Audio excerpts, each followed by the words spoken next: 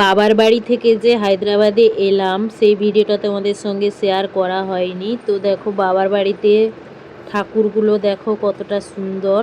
তো আমার ভিডিও করা হয়নি এগুলো, তো লাস্ট দিন ভিডিও করে নিয়েছিলাম।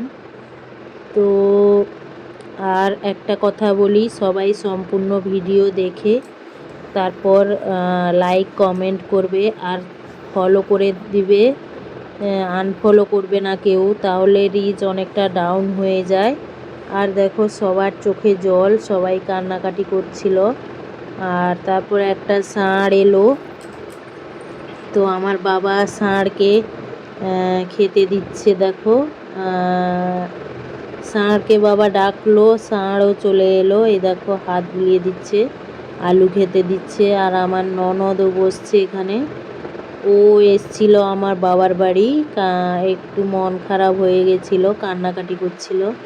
আর এই যে আমি বেরিয়ে পড়েছি। আমি কিন্তু গ্রামের মেয়ে, সিম্পলভাবেই বেশিরভাগ থাকি আমি, মাঝে মধ্যে একটু আধটু ভিডিও করার জন্য ভালো একটা শাড়ি পরে ফেলি, না হলে আমি সিম্পলি বেশি থাকতে পছন্দ করি। তারপর আমার মেয়ে দেখো, আমাদের গাড়ি চলে এসেছিলো, আমরা উঠে পড়েছিলাম।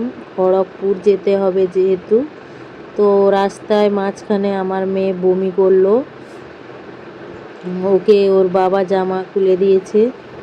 আর আমারও শরীরটা ভালো লাগছিল না এতটা, মানে আমার বাবার বাড়ি থেকে খড়গপুর মানে 3 ঘন্টা মতো টাইম লেগে যায়।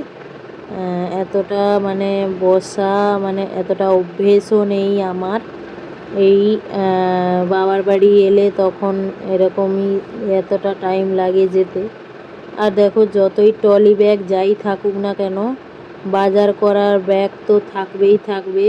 আর খাবার টাবার ভরে দিয়েছে মা। আর দেখো আমরা স্টেশনে বসছি, তো 2-2.5 ঘন্টার পর আমরা স্টেশনে পৌঁছে গেছি।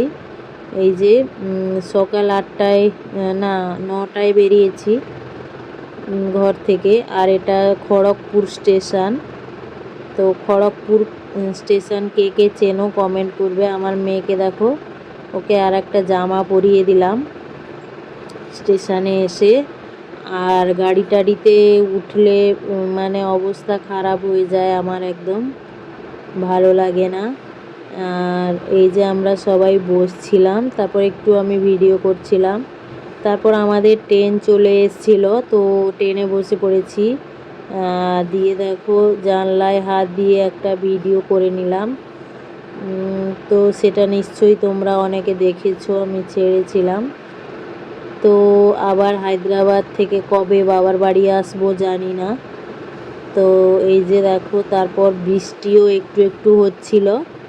তারপর এই ব্রিজটা পার হলো, তো ভাবলাম যে একটু ভিডিও করে নিই। তারপর উড়িষ্যায় ফেমাস ঘুগনি, তো ঘুগনি খাচ্ছিলাম। তারপর আমার মেয়েও বলল খাবে, তো ওকেও একটা এনে দিয়েছি, দেখো বসে খাচ্ছে।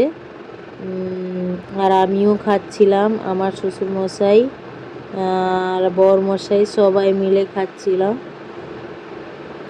তো ভিডিওটা কেমন লাগলো কমেন্টে জানাবে। এটা পার্ট 1, পরের ভিডিও পরে নিয়ে আসবো। টাটা সবাইকে, সবাই ভালো থেকো, সুস্থ থেকো, সবাই সবার পাশে থেকো।